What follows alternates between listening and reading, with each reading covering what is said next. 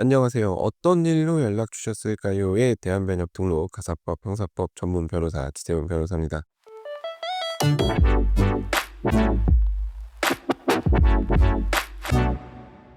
오늘은 신축 아파트에서 흔히 벌어지는, 하지만 막상 겪어보지 않으면 잘 모르는 이야기를 한번 해 볼까 합니다.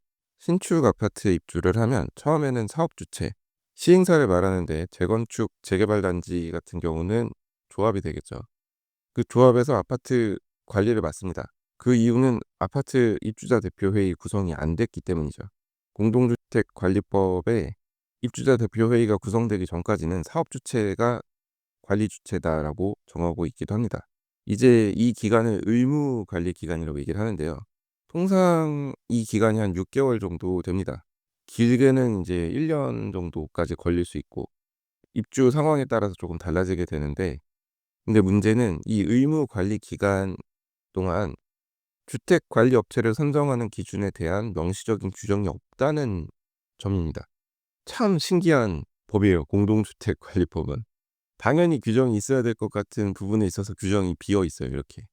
이제 사업 주체의 의무 관리 기간이 끝나고 입주자 대표 회의가 들어서게 되면, 그때는 주택 관리업자 선정을 함에 있어서 주택 관리업자 및 사업자 선정 지침을 따라야 되는데, 그 사업 주체, 조합의 의무 관리 기간 동안에는 조합에서 주택 관리업자를 어떻게 보면 임의로 선정할 수 있어요. 실제로는 입찰의 형식을 취하기도 하지만 공동주택관리법에 명시적인 규정이 없는 만큼 평가 기준을 어떻게 마련할지, 이런 것들은 다 조합 맘이에요. 어떤 분들은 이 법령 취지가 조합에서 직접 아파트를 관리하라는 취지다라고 얘기를 하시면서, 조합이 주택관리업자를 선정하는 것 자체도, 그러니까 의무 관리 기간 동안 주택관리업자를 선정해서 위탁을 맡기는 것 자체도 불법이라고 얘기를 하시는데, 그거는 조금 많이 나아간 해석인 것 같고, 진짜 그런 게 문제면 정부나 지자체에서 브레이크를 걸겠지만 그렇게까지 하고 있지는 않거든요. 조합이 의무 관리 기간 동안 아파트를 관리하기 위해서 어떻게 보면 또 새로운 사업을 벌여야 되는데, 그게 현실적으로 쉽지도 않을 뿐더러, 만약에 그렇게까지 사업을 벌이게 되면 나중에 조합 해산 청산하기도 어려울 겁니다. 이렇게 현실적으로 법적으로 많은 걸림돌이 있기 때문에 그냥 조합에서 주택관리업자 선정해서 업무를 맡기죠. 그래서 신축 아파트의 경우 이 과정이 불투명하다 혹은 불공정하게 진행됐다면서 조합에서 주택관리업자 선정한 것을 문제 삼는 경우를 볼 수 있습니다. 현실적으로 이런 의심이 아예 근거 없는 것도 아니에요. 실제로 그런 식의 비리가 있었던 사례도 있고, 신문 기사 같은 거 찾아보시면 공동주택 사용 승인 과정에서 검사권자인 지자체가 이제 인허가를 빌미로 관리업체 선정에 압력을 행사하는 일이 적지 않다, 뭐 이런 내용도 확인하실 수 있을 거예요. 입주 초기에 제대로 된 관리업체를 선정하는 게 좀 중요하죠, 사실. 하자 보수와 관련된 이슈도 많고, 입주자가 막 몰리는 만큼 이 여러 클레임을 잘 조정하는 역할이 중요합니다.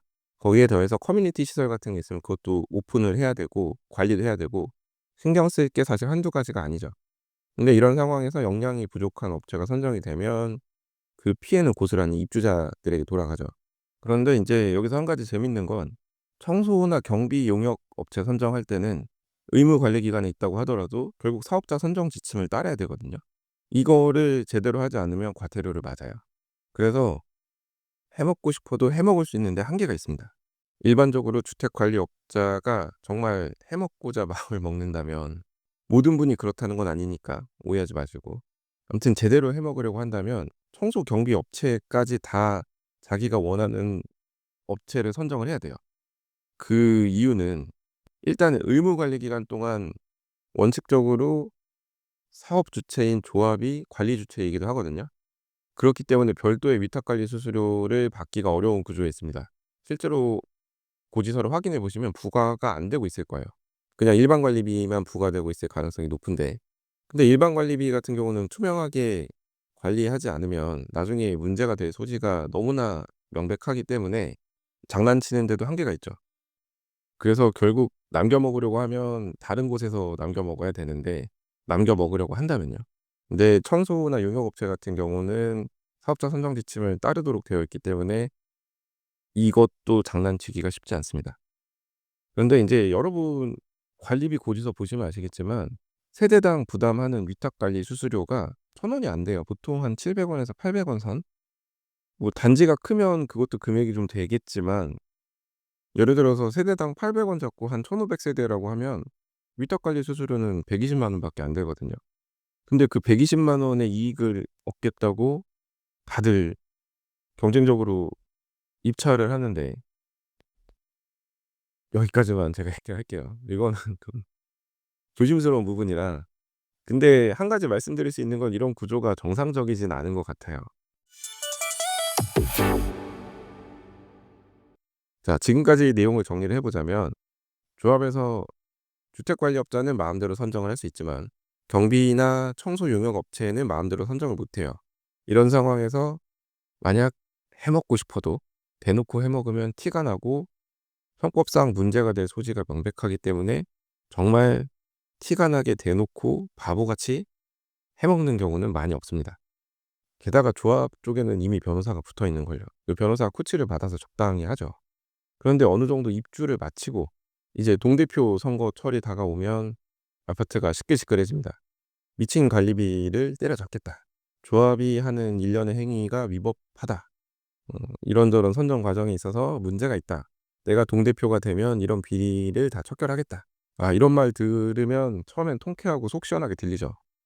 보통 새로 아파트 입주하게 되면 관리비가 비싸다고 느끼지 않으시는 분들은 단 한 분도 없어요. "여기 관리비 왜 이렇게 비싸?"라는 얘기를 무조건 합니다. 이제 그 틈을 파고드는 거죠. "사실 관리비가 비싼 이유는 조합이 원하는 주택관리업자를 선정했기 때문이다." 뭐 이런 식으로요. 그래서 내가 동대표가 되고 입주자 대표 회의에서 뭔가 임원을 맡으면 "일단 관리 업체부터 갈아치우겠다." 뭐 이런 식의 주장을 하죠.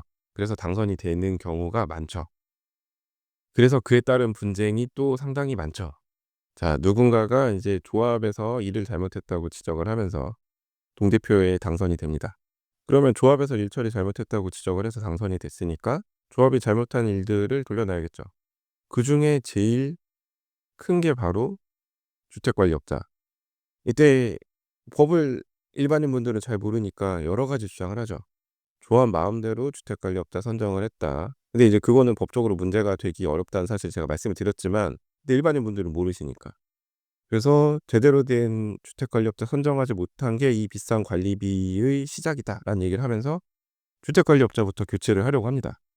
이제 그 과정에서 그냥 원만하게 끝나는 경우도 있고 주택관리업자가 버티는 경우도 있고 분쟁의 양상은 다양합니다. 이제 한술 더 떠 가지고 잘못된 주택관리업자가 선정한 잘못된 청소 경비 업체까지 문제를 삼으면서 그쪽을 상대로도 뭔가 법적인 조치를 취하겠다고 얘기를 하죠. 근데 이제 이거를 실제로 문제 삼아서 돈을 돌려받기는 쉽지 않습니다. 여러 가지 이유가 있는데 아무튼 계산기 두드려 보면 별로 남는 장사가 아닌데 변호사만 좋은 일 시켜주는 일인데 다들 소송을 하시죠. 왜냐면 정신 나간 관리비 때려잡겠다고 얘기하면서 당선이 됐으니 뭔가 액션을 취해야 되잖아요. 그러면서 인제 호응도 얻어야 되고 뭐 이런 것들이 있으니 소송을 제기를 하는 경우가 많은데 무작정 소송 제기한다고 해서 돈을 다 돌려받을 수 있는 것도 아니고 막상 돌려받을 수 있는 돈이 그렇게 많지도 않을 겁니다. 왜냐면 결국 남겨 먹는 방식은 뻔하거든요. 용역 인원을 몇 명 투입하겠다고 산출 내역서를 작성해서 그걸 바탕으로 총액 계약을 하고 실제 인원을 적게 투입한다든지 아니면 근무 시간 조정을 한다든지 해 가지고 일부를 남겨 먹는 거죠. 뭐 대단한 것도 아니에요 사실. 근데 이제 그거를 나중에 서로 정산을 할 수도 있고 안 할 수도 있고 계약서에 그게 쓰여져 있을 수도 있고 아닐 수도 있고 한데 총액 계약을 한 경우 일부 인원을 투입하지 않고 남겨 먹었다고 해서 마냥 그에 대한 반환 청구가 가능한 것도 아니에요. 물론 용역업체가 잘못한 건 맞는데 그것에 대한 반환 청구가 법적으로 가능할지는 조금 다른 측면의 문제입니다. 그리고 인제 관리비를 정상으로 돌려놓는다고 얘기하는 분들의 주장을 잘 살펴보면 결국 인력 감축하겠다는 얘기가 빠지지 않아요. 과도하게 투입됐던 인원을 잘 배치해서 조정을 하면 관리비가 줄어든다는 건데 사람 줄여서 관리비 줄이는 거는 대단한 일은 아닌 것 같은데 그거를 또 포장을 잘들 하시죠 보통. 정말 신경을 잘 쓰셔 가지고 배치를 효율적으로 해서 인원도 줄이고 효율성도 높이는 경우가 있는 반면, 그냥 인원만 무턱대고 줄여 가지고 오히려 더 아파트가 지저분해지고 경비실이랑 통화도 잘 안 되고 뭐 이런 경우도 없지는 않아요. 그러니까 관리비가 줄어드는 일이 마냥 좋은 일이냐고 하면 꼭 그렇지만은 않습니다. 그리고 어느 정도는 눈 감아 주고 해먹을 거 해먹으라고 해야 조금이나마 일을 더 하는 것 같기도 해요. 어떻게 보면 돈 받은 만큼 일하는 것 같다는 생각을 하거든요, 업체에서.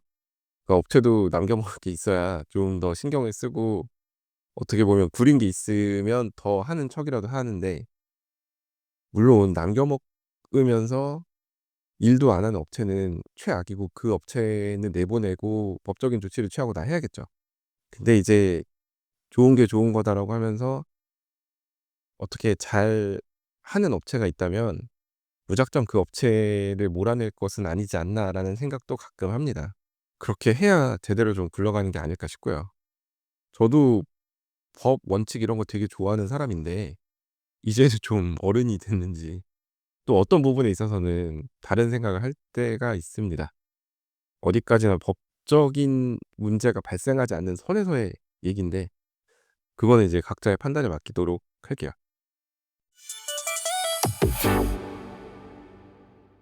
이제 한 가지 말씀만 더 드리면, 입주자 대표회의가 들어서게 되면 사업 주체가 아파트 관리에서 손을 떼야 되죠.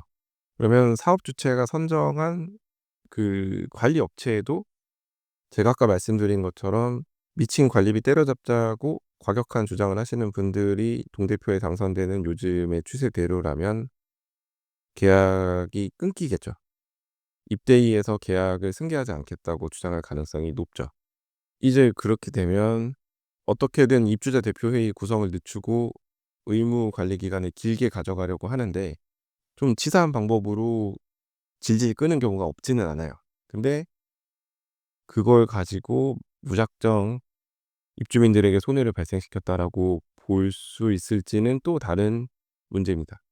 정말 금액만 생각하면 입주민 입장에서는 위탁관리 수수료 얼마 안 되긴 하지만 그만큼 안 내는 이득을 보고 있는 거긴 하거든요. 그리고 그냥 법적으로만 따져 봤을 때 주택관리업자가 바뀐다고 해서 입주민이 내는 관리비가 드라마틱하게 달라지는지 또 그것도 아니란 말이에요. 그래서 입주자 대표회의 구성을 늦추는 그 질질 끄는 행위도 마냥 위법하다고 보기는 어렵습니다. 만약에 좀 심하다 싶으시면 시청에 민원을 넣으시면 되긴 해요. 근데 시청에서도 어지간해서는 개입을 잘 안 하려고 하고 나중에 인제 이런 점을 뒤늦게 문제 삼는다고 얘기를 하지만 시청에서 그게 문제 없다고 보는 경우도 많고요, 어지간해서는. 진짜 이거는 해도 너무한다 싶을 정도가 돼야 시청에서 좀 움직이지, 그냥 좀 치사하고 더럽다 정도만 가지고는 뭐라 문제 삼기가 어렵습니다. 제가 오늘 말씀드린 이야기는 조합을 옹호하기 위한 목적이 있는 것도 아니고 진짜 문제점을 지적하는 분들한테 제가 쓸데없는 짓 한다고 얘기하는 것도 아니에요. 근데 조금 정도가 심한 경우가 있습니다. 법적으로 따졌을 때 문제가 없는데 그 문제를 침소봉대하거나 아니면 왜곡해서 잘 모르는 분들에게 전달을 하고 그걸 바탕으로 무언가를 하려는 분들이 계세요. 그거에 좀 속으시면 안 돼요. 잘못하면 괜히 계속 아파트가 시끄럽기만 하고 그냥 옆에서 지켜보는 것만으로도 피곤할 수 있어요. 이제 이런 말씀드리면 "법적으로 문제되지 않는 거라고 해서 다 괜찮은 거냐?"라고 말씀을 하실 수 있는데, 법적으로 문제될 수 없는 거를 끝까지 따지는 것도 피곤한 일입니다. 어느 정도 감수할 부분은 있어요. 법을 알고 이용하는 사람들한테 "니네가 법을 이용했으니까 책임을 져라."라고 말을 할 수는 없는 노릇이니까요. 자, 오늘 제가 준비한 얘기는 여기까지이고요. 오늘도 끝까지 들어주셔서 감사합니다. 자, 다음 에피소드에서는 더 흥미롭고 유익하고 현실적인 그런 법률 이야기로 찾아뵙도록 하겠습니다. 이상 대한변협등록 가사법 형사법 전문 변호사 지세훈 변호사였습니다. 감사합니다.